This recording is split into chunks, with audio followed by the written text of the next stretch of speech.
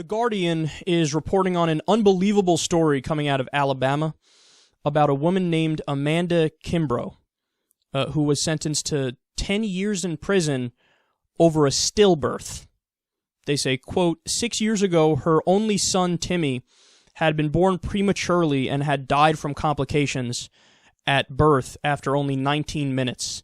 Kimbrough was prosecuted for the chemical endangerment of her fetus relating to her struggle with drug addiction.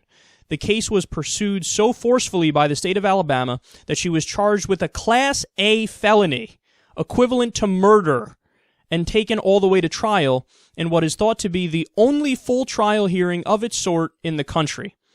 At her trial, Kimbrough was warned that if she was found guilty, she would face a mandatory sentence of 10 years to life in prison. In the end, though, she felt the deck was too stacked against her to take that risk. When the trial lawyer asked the court to be allowed to call an expert medical witness to testify that Kimbrough's drug problems were not responsible for her son's stillbirth, the request was denied. So she pleaded guilty and was sentenced to 10 years. That's incredible. So this woman who was struggling with drug addiction had a stillbirth. She's now serving 10 years in prison. Now, are you ready for the final twist and irony? Quote, she is herself firmly opposed to abortion. She said, I am against abortion. I was going to keep my baby no matter what. It's my baby. I'd do anything and everything I could for my kids. So this is a disaster, a tragedy hit her, and then they're like, yeah, fuck you, we're going to put you in jail either way. It gets even more incredible. They say furthermore, quote, after the stillbirth, Kimbrough's obstetrician diagnosed occult cord prolapse. The umbilical cord had descended through the birth canal ahead of the fetus, cutting off blood flow. Yet the authorities chose to ignore that finding, focusing instead on another detail that emerged after the death, that a urine sample taken from Kimbrough had shown traces of the drug methamphetamine. All right, so understand exactly what this means. Medical experts and doctors are like, oh no, the stillbirth had absolutely nothing to do with the fact that there were trace amounts of methamphetamine in her system. And they're like, yeah, we don't care, we're going to put her in jail because of the stillbirth, and we're going to blame her drug addiction, even though that wasn't the problem. Oh my goodness. That's fucking evil. That's evil. Now, understand, am I sitting here and saying, well, it's okay that she did drugs when she was pregnant? No. If you're pregnant, don't do drugs. Don't be fucking stupid. That can affect the fetus. It can manifest in problems later on in the kid's life. There's a million and one reasons why you shouldn't do drugs if you're pregnant, obviously.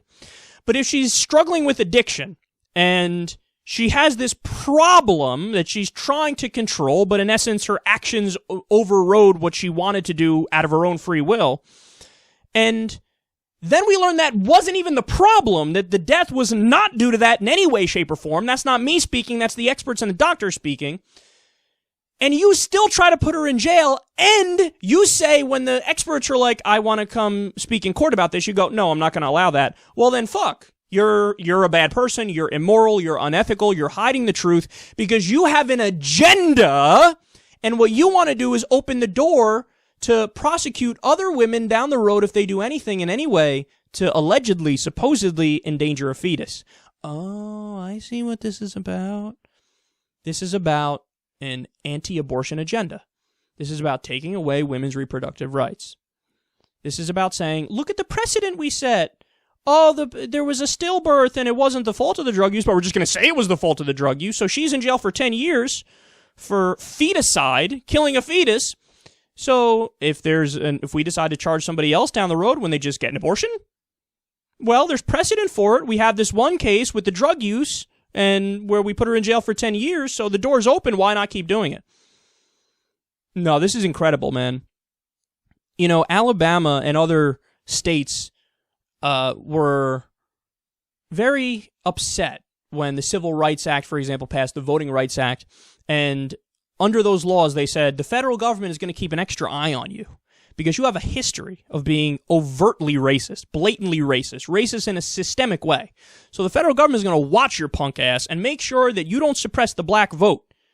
And, you know, we're not going anywhere. We're going to stay right here. Well, recently the Supreme Court got rid of that. And what happened immediately? Soon as they got rid of that, the extra scrutiny for certain states, those states went right back to doing voter ID laws, right back to suppressing the black vote. They stopped giving out licenses in black counties, and I think it was Alabama. So think about that. You give them an inch, they take a foot. No, you give them an inch, they take a fucking mile.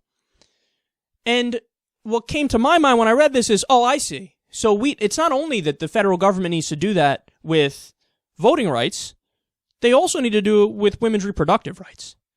Because there's an all-out assault on reproductive rights, not just in Alabama, but in many red states. This is a perfect example of it right here. It's absolutely obscene, and President Obama should pardon her.